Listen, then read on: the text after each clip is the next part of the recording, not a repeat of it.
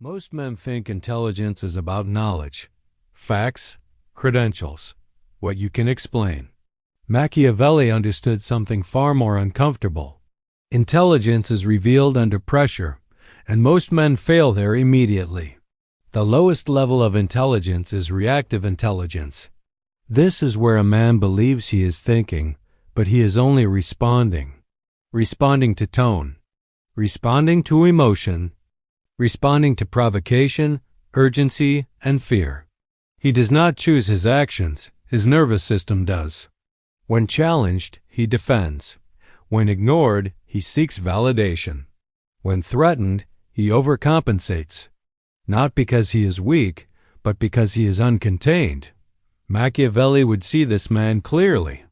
A reactive man is predictable, and what is predictable is controllable. People learn how to push his buttons, how to rush him, how to provoke mistakes. Not through intelligence, through timing. Psychologically, this man lacks inner authority. He may have opinions, but no center. Values, but no stability. Intellect, but no regulation. His intelligence works against him. Adler would recognize the pattern instantly. This man compensates. When he feels small, he inflates. When uncertain, he dominates. When insecure, he seeks superiority. This is false intelligence, thinking driven by ego protection instead of clarity. Jung would say the shadow is running the system. Unintegrated fear, unintegrated anger, unintegrated desire. Because these forces are denied, they leak out as impulsive behavior. The man believes he is being decisive. He is being hijacked. And Winnicott would notice something subtle but decisive. This man cannot tolerate silence. He fills space. Explains himself. Rushes to respond. Stillness feels dangerous to him. Because stillness exposes lack of control. This is why reactive intelligence creates chaos. Arguments escalate. Relationships destabilize. Decisions are made emotionally, then justified logically. The man tells himself he is rational. He is not. He is protecting identity. Here is the quiet test. If you feel compelled to respond immediately, you are reacting. If other people's moods determine your behavior, you are reacting. If you are constantly explaining yourself, you are reacting. This is not stupidity. It is undeveloped intelligence. Because intelligence without emotional regulation collapses under pressure. This is the foundation. Not the absence of IQ, but the absence of self-mastery. And until a man learns to contain himself, no amount of knowledge will make him powerful. Real dominance begins in the mind. Most men don't stay reactive forever. Some learn to pause, to think before they act, to control the obvious outbursts. This looks like growth, but it's only the second level. And it's still fragile. This is intellectual intelligence. Intelligence driven by logic, reasoning, and explanation. At this level, a man learns how to think. He analyzes, he debates, he explains. He can articulate ideas clearly. He understands systems. He sounds intelligent. But under pressure, something is still missing: inner authority. This man believes intelligence is about being right, so he argues. He persuades. He defends his logic. And the moment his reasoning is challenged, tension rises. Not externally, internally. Because his identity is now tied to correctness. Machiavelli would recognize the weakness immediately. A man who needs to be right can be delayed, distracted, pulled into endless discussion. He may win arguments and still lose position. Adler would see compensation here. The man replaces physical or social power with mental superiority. He uses intellect as armor, not to understand reality, but to protect ego. Jung would say the shadow has simply changed costumes. Instead of anger, it's arrogance. Instead of impulse, it's justification. Instead of reaction, it's rationalization. The shadow is still in control. And Winnicott would notice something precise. This man fills silence with explanation. He cannot let ambiguity stand. He talks to stabilize himself because uncertainty still feels unsafe. This is why intellectual intelligence alone does not create power. It creates noise. Meetings drag. Conversations loop. Decisions stall. The man believes clarity comes from more words. In reality, authority comes from fewer. Here is the quiet test. If you feel the need to explain yourself to be respected, you are still at this level. If you believe logic alone should persuade others, you are still at this level. If disagreement feels like a personal threat, you are still here. This level is smarter than reaction, but still controlled by external validation. The man has learned how to think, but not how to stand. And until he learns to tolerate being misunderstood, his intelligence will remain dependent. Because true intelligence is not proven. It is embodied. At this point, something important changes. The man no longer reacts immediately. He no longer argues reflexively. He no longer needs to win every exchange. Instead, he begins to observe. This is strategic intelligence. Here, a man starts seeing patterns instead of moments. He watches incentives. He studies timing. He notices who benefits, who waits, who rushes. Machiavelli lived at this level. He understood that power does not move emotionally. It moves structurally. The strategically intelligent man stops asking, "Is this right or wrong?" He asks, "What does this lead to?" This alone puts him ahead of most people. He thinks before he speaks. He plans before he acts. He chooses positioning over impulse, but there is still a weakness. Because strategy without inner grounding becomes manipulation. At this level, a man can read others well, but may not know himself.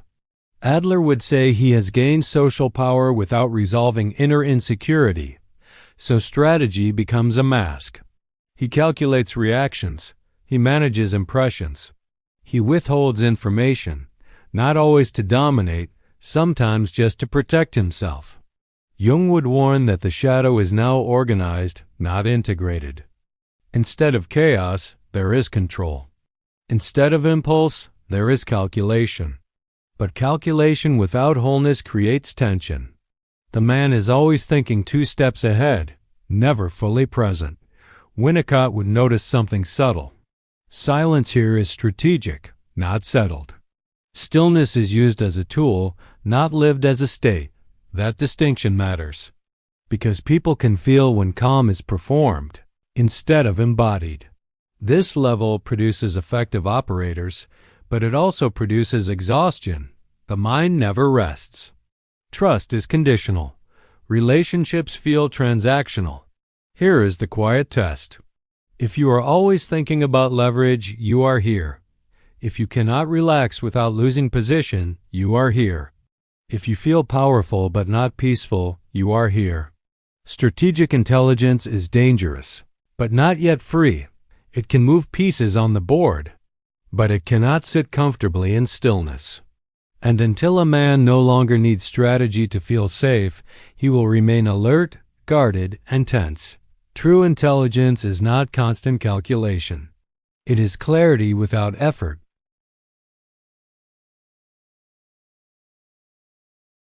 Something settles at this level. The man no longer needs to react. He no longer needs to argue. He no longer needs to calculate every move. This is self-regulated intelligence. Here, intelligence stops living in the head and starts living in the nervous system. The man can feel pressure without being pushed by it. He can feel emotion without being ruled by it. He can sit inside uncertainty without rushing to escape. Machiavelli would recognize this as real strength, because a man who can regulate himself cannot be rushed, provoked, or easily manipulated. Power begins to slow down around him. He speaks less, not because he is hiding, but because he no longer needs to prove clarity. Adler would notice something critical here. There is no compensation. No need to appear superior. No need to dominate. No need to impress. Confidence becomes quiet because it is no longer defensive. Jung would say the shadow is finally being integrated. Aggression is acknowledged, not denied. Fear is recognized, not avoided. Ambition is accepted, not disguised. Because these forces are owned, they no longer hijack behavior. The man is not nice. He is not hard. He is steady. And steadiness changes how others behave around him. Winnicott would see the deepest shift. This man has developed the capacity for silence. Not silence as strategy. Not silence as withdrawal. Silence as containment. He does not fill space to relieve anxiety. He does not speak to stabilize himself. He can let moments breathe. This makes him difficult to read and impossible to rush. Decisions at this level are clean. There is no internal debate loud enough to leak outward. When he says yes, it is whole. When he says no, it is final. No resentment. No justification. Just clarity. Here is the quiet test. If you can disappoint others without feeling the need to explain yourself, you are approaching this level. If you can pause indefinitely without losing confidence, you are approaching this level. If silence feels neutral instead of threatening, you are here. This is where intelligence becomes embodied, not clever, not strategic, grounded. And grounded intelligence is rare, because it requires a man to stop fighting himself first. At this stage, intelligence stops being about control altogether, not control over others, not control over outcomes. Control over self is already established. What emerges next is contextual intelligence. The man now understands that truth is not absolute in application. What works here fails there. What succeeds now collapses later. What is strength in one moment becomes weakness in another. Machiavelli lived here. He knew that rigid men break and flexible men survive. This intelligence is not opportunism. It is discernment. The ability to read when to act, when to wait, when to advance, and when to withdraw. The man no longer asks, "What is the right rule?" He asks, "What does this moment require?" This is dangerous intelligence because it cannot be reduced to formulas. Adler would recognize something important. There is no false superiority here. The man does not need to be seen as right. He does not need to be seen as strong. He needs to be accurate. Accuracy replaces ego. Jung would say the psyche is now unified. There is no split between instinct and reason.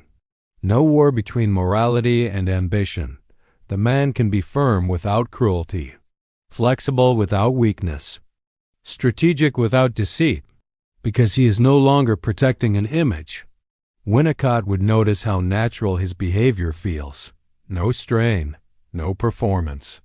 His responses are proportionate, nothing excessive, nothing withheld out of fear.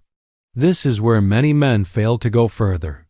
Because contextual intelligence requires surrendering certainty, rules feel safer than judgment.